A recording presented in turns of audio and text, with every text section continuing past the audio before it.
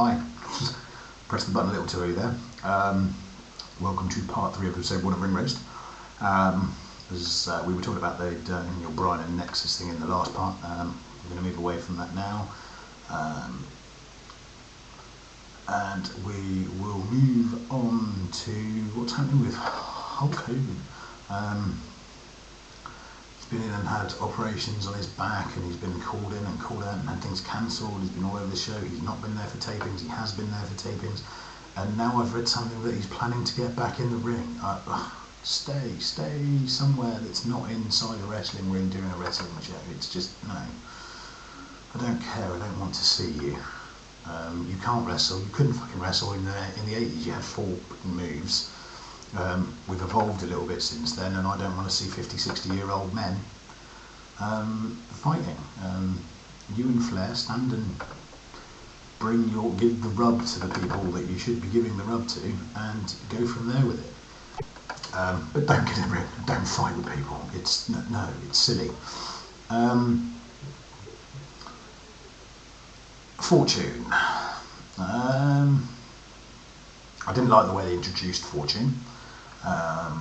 The whole idea of mentioning the Horseman and all of that sort of thing. Again, they're trying to steal someone else's thunder. They can't show you the Horsemen. The Horsemen don't exist in TNA land. Vince owns it all. They would have liked to, I have no doubt, bring them back and call them the Horsemen, but they can't. So instead we've got Fortune. Interesting, the members of Fortune now compared to the members of Fortune when they first started up. And look, we'd have Derek Wolf involved in it, who's not at all. Who's off tagging with Magnus now. If they do it right, they can have a very, very good heel faction in Fortune. Flair obviously is absolutely able to give people the rub from being Ric Flair, and just having him around there creates a certain amount of buzz about it. Although I'd have to say the best thing that Ric Flair has done in the last 10 years is be Jay Lethal. Of course he wasn't being Jay Lethal, Jay Lethal was being him. But that promo at the pay-per-view, I think it was a pay-per-view anyway, where they shouted up and down at each other from the top of the ramp to the ring, and both of them were Flair, and it was obviously unscripted and very, very off the cuff. It was absolute brilliance. Loved every second of it.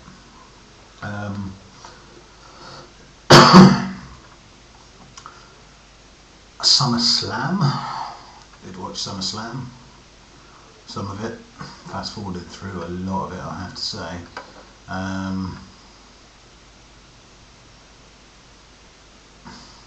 The Team WWE Nexus thing was okay. Apart from the Super Cena debacles that the world has been rife with talking about, I quite agree. You don't take a DDT on a concrete floor and then get up and beat people up. It's just not going to happen. We know it's not real, but do we have to have it shoved down our throats quite so much that it's not real, and try to make Cena out to be this larger than life character that can just do and take anything? It's a bit ridiculous. Although it's been nice that he's been taking that and jumping up and down when Nexus are beating him up and not involved in the title race and the main events, because I'm bored of that as well. Obviously, there's been a lot of problems with the injuries that they've had with WWE lately. It was getting a bit desperate at one point for actually there being some big names actually even on Raw to utilise, and it has forced them to a degree to push some of the younger talent forwards. Whether they'll carry on with any of those pushes, some of those pushes or not, remains to be seen. But certainly they have set The Miz up to be a big star. A big star. I think that he shouldn't win the title from the Money in the Bank briefcase. I think he should cash it in and lose. and cry about it a lot and moan about it and build the heel thing up even more. Or not that he needs to build the heel thing up. He's awesome. But I think that he is going to be a face, if not the face of the company in years to come. His mic skills are brilliant. His wrestling's not bad. He's now been in the business long enough for people to take seriously that he is in the business. And I don't think people are going to complain. I think he has paid his dues now. He's just paid them all within WWE. And it's more and more the way things are done now. A lot of these people that come up from Florida, and that the only place they've ever really been is Florida. And the WWE has a formula that they follow for their matches, which gets boring to watch, but it does mean that they can churn out stars at a rate of knots. And they can build them from within their own company, not having to bring in people from the outside. In fact, they don't want to bring people in from the outside. They don't like having a star. They like to have built their stars. They don't want to bring Tyler Black, for instance, is just, he's on his way to Florida, and I've heard a lot of people saying it's insulting to Tyler Black to send him to the development territory. I disagree to the point that he's there to learn the WWE way of doing things. And they don't do things how they do things in Ring of Honor, and they don't do things how they do things in TNA. And a lot of people will tell you that that is to detriment of the wrestling in the show, and perhaps I agree with them. But from the point of view of their business, it is the way to do business. If you can churn out more stars, you can throw more darts at the board, and the more darts you throw, the sooner or later you'll hit the bullseye.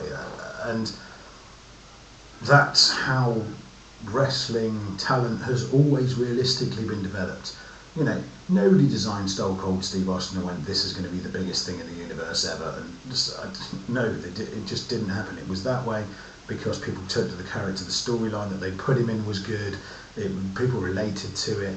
Yes, Steve is awesome at being Stone Cold, but it's not all about Steve being Stone Cold. It's about the right character at the right time, and that's how they will find the next big star. They like to use the term breakout star and that sort of thing, because and the WWE likes to reinforce that their guys are stars by calling them superstars. Of course, you're not a superstar because you were on NXT and a couple of thousand people watched you every week, and you're not a superstar especially because you were in Florida working for a company that everybody knows is actually the WWE. But they have for a very long time used the term superstar to emulate to everybody that that's what these people are. They're larger than life. They're superstars within their own right. Vince decides when you're a superstar, Vince decides when you're a legend, Vince decides when you're a has-been, and Vince decides when you're gone. So let them call you whatever they like. The next season of NXT is going to be girls. I think it just started this week as girls. I don't watch NXT, I have to admit.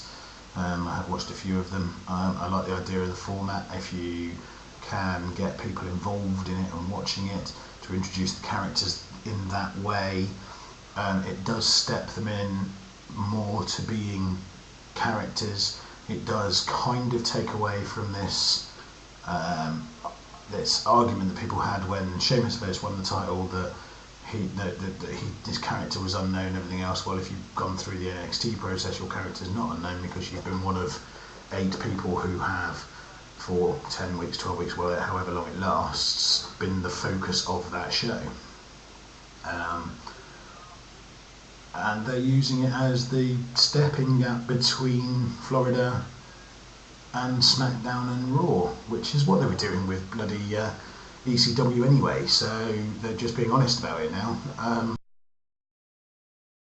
that's my next 10 minutes up again. Probably have run over, to be perfectly honest. So join me again on the next episode of Ring Roast.